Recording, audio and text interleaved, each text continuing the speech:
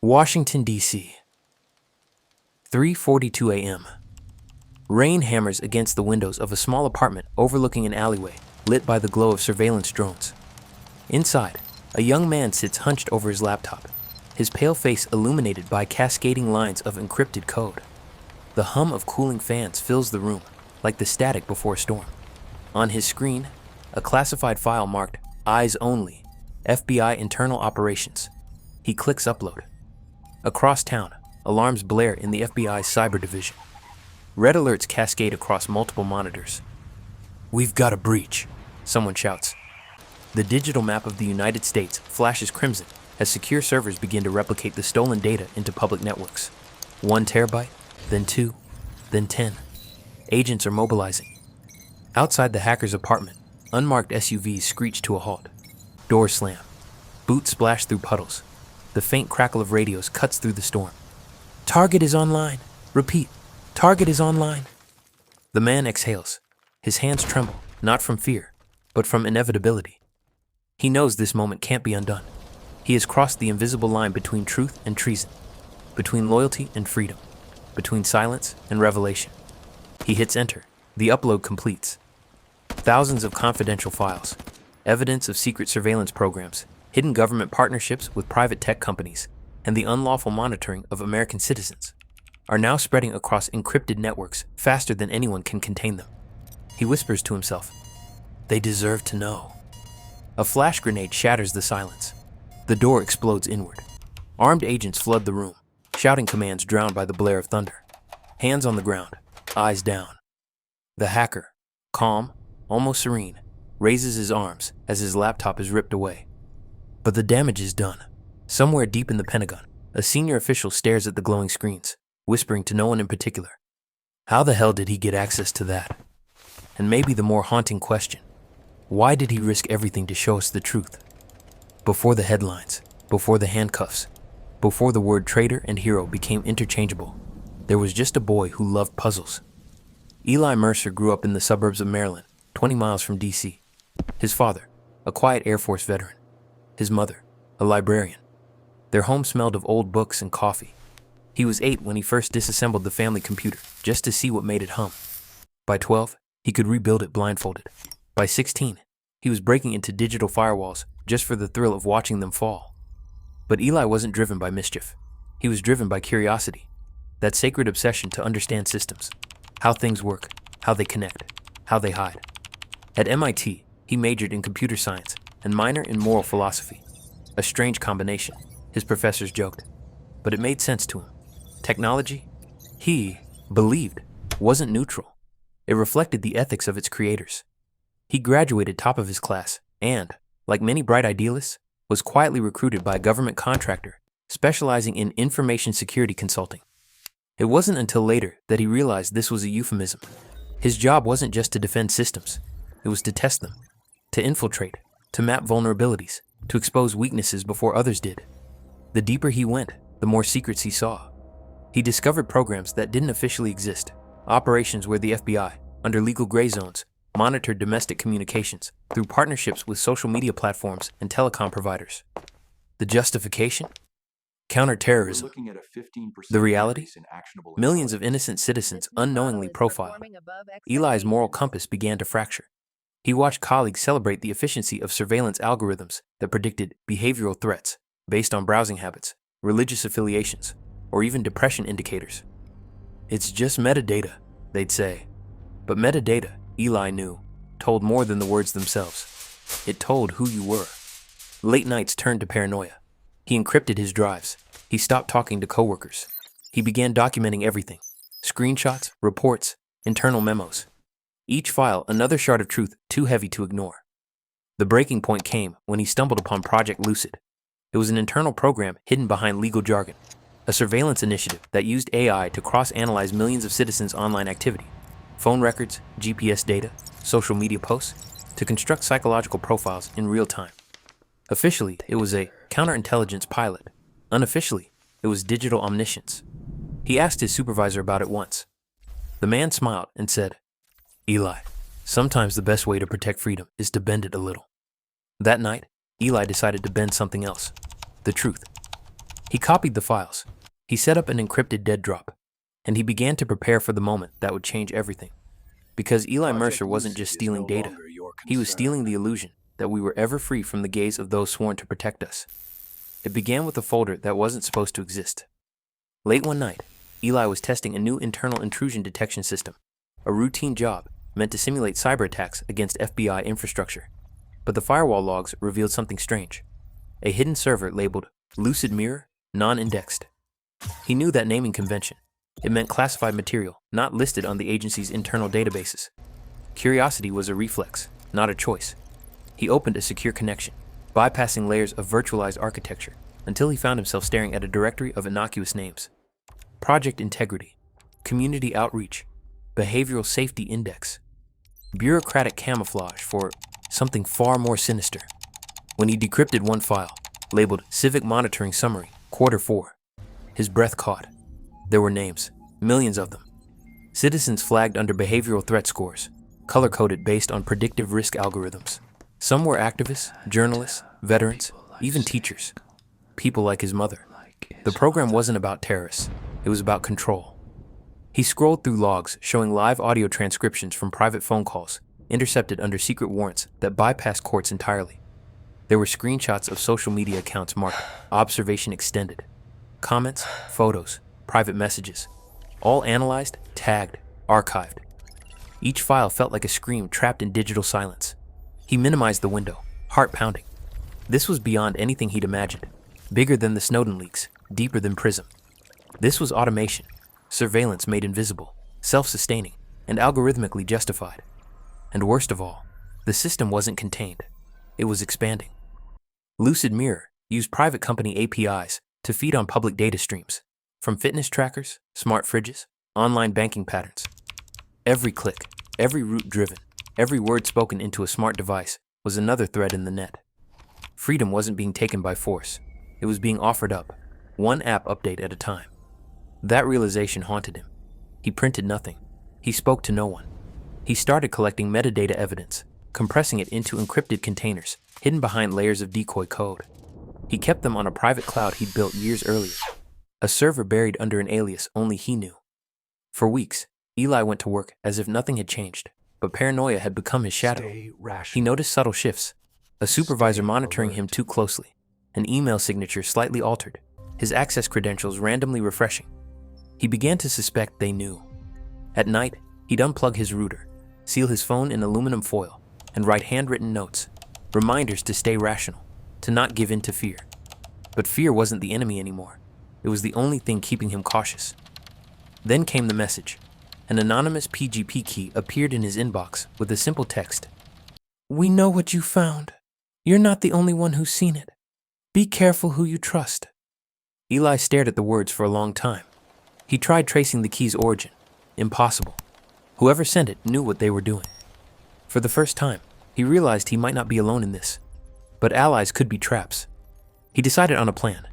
If something happened to him, the files would release automatically. A digital dead man switch.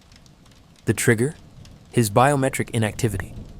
If his computer didn't detect his fingerprint within 72 hours, everything he'd collected would upload to multiple international servers and journalists he'd pre-selected under aliases. He didn't want fame. He wanted truth, but truth has a price, and it was about to come due. 2 nights before the leak, Eli sat in silence, staring at his laptop. Rain hit the window in uneven rhythms. Somewhere outside, a car idled too long. He thought about his father, who'd once told him, "The hardest part of serving your country is realizing when your country stops serving you." Maybe this was what he meant. He uploaded the files to a secure staging platform. Each megabyte, another piece of himself breaking away. As the progress bar climbed, so did the weight in his chest. He knew what would follow. The headlines, the accusations, the exile, maybe worse. But for the first time in months, his conscience was still. In that moment, Eli Mercer stopped being an analyst. He became a whistleblower. And as the upload neared completion, a quiet resolve settled over him. He whispered, not to anyone, but to the idea of truth itself. "They built a mirror to watch the world. I'm just turning it around." The countdown began. 72 hours until everything changed. The morning it happened, no one in the FBI knew what hit them. At precisely 9:04 a.m., Eastern Time. Several journalists from The Guardian, ProPublica, and a small cybersecurity blog called Cypherline received an encrypted file from an unknown sender. Attached was a single message: "This information belongs to the people." The file, when decrypted, revealed the existence of Project Lucid Mirror, a sprawling AI-driven surveillance program that logged data from tens of millions of Americans without warrants, oversight, or consent. It detailed how the FBI had bypassed the Freedom Act's privacy provisions by partnering with private tech firms who willingly handed over anonymized user data that was easily cross-linked to real identities through advanced pattern matching. By 10:13 a.m., the first article hit the web. By 10:20, the servers hosting the leak began to slow. By 10:45, the world was watching. Government spokesperson scrambled. The FBI issued a statement calling it a sophisticated act of digital sabotage endangering national security. Anonymous sources inside the Bureau described it as the biggest internal breach since 2013. But for ordinary people, the story landed like a thunderclap. Hashtags exploded across social media. Lucid Mirror. We are being watched. Eli Mercer. Within hours, the narrative fractured. Hero or traitor, patriot or hacker, savior or spy. Everyone had a version. And while the media debated his motives, Eli watched from the shadows. He was in a motel off Route 29, curtains drawn, laptop balanced on his knees. He hadn't slept in 2 days. He didn't need to. Adrenaline had replaced blood. On one screen, the live feed of cable news. On the other, encrypted chat threads with journalists and activists, confirming the files were genuine. Every few minutes, he refreshed the page. Another headline, another round of condemnation. Another government official denying, deflecting, or simply disappearing from press briefings. And beneath it all, a quiet fear pulsed through the nation. If the government could see this much, what else had they seen? Eli didn't smile. He didn't feel vindicated, only hollow. He detonated a digital bomb, and there was no way to control where the fragments landed. By evening, he knew he was being tracked. Traffic cameras picked up his rental car. A bank card flagged near Richmond triggered an automatic trace. He ditched it, switched to cash, smashed his phone, changed motels again. Each action made him feel less human, more phantom. He remembered a quote from one of his philosophy lectures. "He who fights monsters must take care not to become one." But what if the monster was the system itself? 3 days later, the FBI obtained an emergency warrant. His name, image, and alias were distributed across every law enforcement database in the country. The official charge: theft of government property and disclosure of classified information. The unofficial mission: silence him. A former colleague texted him through a secure channel. Just 6 words. "They're coming. You need to move. Now." Eli packed what little he had left: a hard drive, 2 encrypted USB sticks, and the clothes on his back. He drove through the night toward the Canadian border, headlights off on empty roads. The rain never stopped. Somewhere in Vermont, he pulled over to rest, exhaustion gnawing at him. He sat in his car, the silence heavy. He thought of his mother, the librarian who taught him that truth was sacred. He whispered a quiet apology to her, even though she'd probably never hear it. Then he opened his laptop one last time. The auto-upload trigger was already armed, a final insurance policy. If he disappeared, everything would release. Every hidden file, every suppressed report, every evidence chain. It was no longer about him. It was about what came after. Across the border, in Montreal, journalists were preparing to publish the second wave of leaks. The evidence was irrefutable. Internal memos confirming illegal domestic spying, financial records showing billions funneled into private contractors, and internal directives instructing agents to neutralize whistleblowers through discrediting campaigns. By dawn, Lucid Mirror was no longer a secret. It was a scandal. Congress convened emergency hearings. Protesters gathered in front of federal buildings with cardboard signs reading, "Who watches the watchers?" And somewhere between the mountains and the mist, Eli Mercer's car was found abandoned near a rest stop. Laptop gone, no footprints, no blood. Just an empty driver's seat and a lingering signal ping, one that led investigators to a server farm in Iceland. There, among anonymous connections and encrypted tunnels, his last transmission was discovered. "This isn't betrayal. This is proof that we are awake." The message timestamp: 4:03 a.m., the same minute Lucid Mirror went offline. The US government called it Operation Quiet Storm. It was less an investigation and more a hunt. Every agency, FBI, NSA, DHS, converged under a single directive: Find Eli Mercer before he could leak more data or flee permanently into digital anonymity. The first 48 hours were chaos. His name was added to every border control database. Satellites tracked his last known vehicle signature. Interpol received encrypted packets requesting temporary international cooperation. Inside Langley, analysts ran deepfake filters through surveillance footage, hoping to catch his reflection in a passing gas station camera or airport window. Nothing. It was as if he'd evaporated. In the meantime, the media machine spun faster than the truth could keep up. Some called him the ghost of Lucid. Others painted him as a terrorist working with foreign intelligence. Every newscast carried his face, pale, hollow-eyed, too human for a villain, yet too dangerous for a savior. But the public was divided. College students printed his quotes on posters. Privacy activists called him the most significant whistleblower of the century. Politicians called him a coward hiding behind encryption. Talk show hosts debated whether he'd crossed the line. Meanwhile, government agencies were tearing apart his digital footprints. They discovered fragments of code in classified networks, signatures that matched Mercer's programming style. Each one a ghostly reminder that he'd once been inside their systems, understanding them better than they understood themselves. His old colleagues were interrogated, his family placed under surveillance. Agents visited his childhood home in Maryland. His mother refused to speak. All she said was, "If you're looking for my son, look where truth hides." That line made its way into news headlines within hours. For some, it sounded poetic. For others, prophetic. Behind the curtain of public chaos, the truth was that Mercer hadn't disappeared. He'd simply gone deeper. Through layers of proxies, encrypted onion routes, and blockchain-based relays, he was still online, silent, observing, waiting. His last physical sighting may have been Vermont, but his digital presence flickered like an echo across global networks, a ghost in the machine. But the strain of running, even digitally, was catching up to him.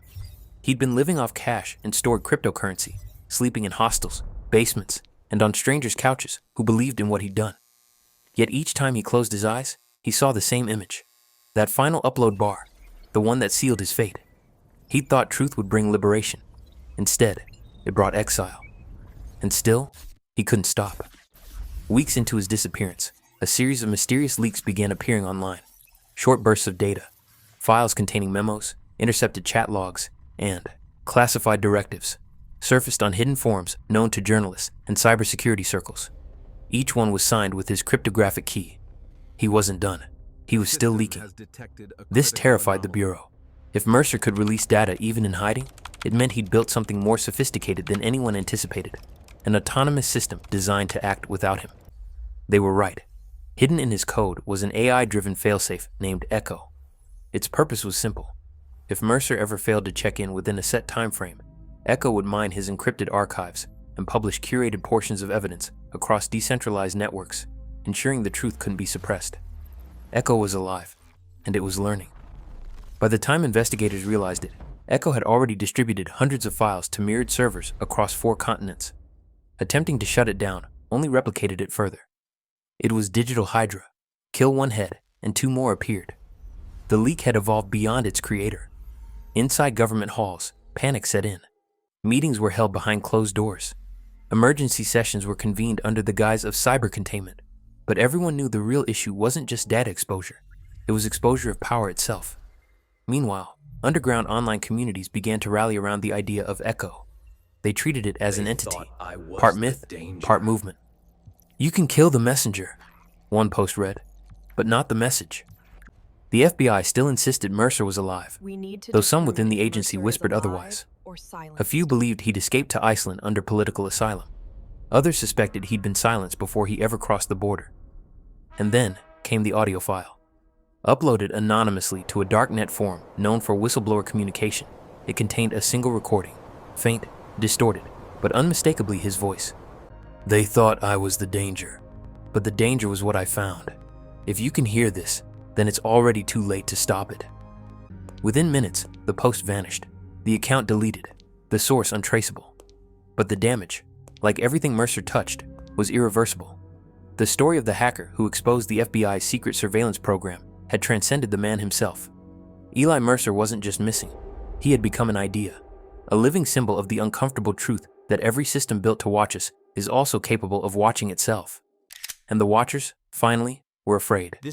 Months passed, seasons changed. But the echo of Lucid Mirror didn't fade. It deepened. Capitol Hill turned into a battlefield of words. Senators grilled intelligence officials in public hearings that looked more like theater than justice. Did the FBI authorize the surveillance of U.S. citizens without probable cause? One congressman demanded. The official hesitated, blinked, then replied the way bureaucrats always did when truth became dangerous. Not in the manner described. Public outrage swelled, then fractured. Petitions, hashtags, documentaries. But time has a way of dulling outrage, of burying fire under routine. New scandals replaced the old. Politicians pivoted. The story became complex, then inconclusive, then forgotten by those who couldn't afford to remember. And yet, for the intelligence community, the damage was permanent. Recruitment rates fell. Public trust plummeted. Several high-ranking officials quietly resigned. The Lucid Mirror infrastructure, what remained of it, was dismantled, renamed, and folded into newer, more secretive initiatives. But traces of Mercer's code remained. Invisible fingerprints across old server clusters. Fragments of algorithms still whispering in unused directories. He was gone, but his work, his warning, had fused with the DNA of the digital age. Meanwhile, rumors continued. Some said he was living in Reykjavik under a new name, teaching cybersecurity at a small university. Others swore he'd joined a collective of rogue programmers dedicated to exposing state corruption. A few believed he was dead, buried by the same government he'd once served. The truth was, no one knew. Until one evening, nearly a year later, a new video appeared online. It was uploaded simultaneously to multiple encrypted channels. Same time, same metadata signature, same unmistakable encryption pattern. The file was titled, "The Mirror Still Sees." The thumbnail was blank. The audio, faint static. Then a familiar voice, older, slower, deliberate. "You can erase my name, but you can't erase the question. Who owns your reflection?" The surveillance state was never about control. It was about curiosity. Curiosity with no conscience becomes tyranny. I wanted to believe I was exposing a system, but the system was inside all of us. Every time we traded privacy for convenience, silence for comfort, data for belonging. We built our own cage. I just held up the mirror. Then silence. Seconds later, coordinates flashed on screen. Icelandic origin, Northwestern Highlands. The file auto-deleted 60 seconds later. Within hours, journalists and intelligence units scrambled to verify the footage. The voice matched perfectly. The signature aligned with Mercer's cryptographic key. But by the time agents arrived at the coordinates, the cabin was empty. Still warm coffee on the table. A book left open. The Republic by Plato. Underlined passage. The price good men pay for indifference to public affairs is to be ruled by evil men. And beside it, a USB drive labeled only Echo, version 2. The drive contained no files, only an interface prompt that read, "You are now the Watcher." The message spread online, igniting a new wave of digital activism. Hackers, journalists, and ordinary citizens began tracing government surveillance contracts, publishing anonymous leaks, and building decentralized tools to monitor the Watchers. It was as if Mercer's ghost had recruited an army. The world began to change in subtle, quiet ways. Major tech companies were pressured into offering full encryption options by default. Courts introduced new oversight mechanisms for intelligence programs. Ordinary people started covering their laptop cameras, using encrypted messengers, questioning the terms of free services. No one could prove Mercer was still alive, but everyone could feel that he hadn't gone away. He'd become an idea too vast to kill, a moral infection inside a system that once thrived on secrecy. Years later, a declassified memo surfaced under the Freedom of Information Act. It referenced a subject E. Mercer and contained a single line redacted except for 5 chilling words. Project successor authorized, Echo operational. The same program he exposed, rebuilt, renamed, reborn. The cycle had started again. But this time, something was different. Whistleblowers began emerging earlier. Cybersecurity students cited Mercer's story as inspiration. Tech collectives worked to create open-source privacy tools under banners that read, "We are Echo." And somewhere, maybe on a frozen Icelandic ridge, or behind an anonymous terminal in Berlin, or deep inside the same dark web he once used to fight back, a man watched the world evolve from the shadow he created. He didn't speak, didn't post, didn't reappear. But sometimes encrypted packets would surface in global data streams, tiny fragments of his signature key, buried like digital fossils. It was his way of reminding them, the mirror never breaks. it only reflects. And for every watcher that still exists, there will always be someone willing to turn the mirror around. Freedom, his final transmission read, isn't about being unseen. It's about daring to be seen, truth and all.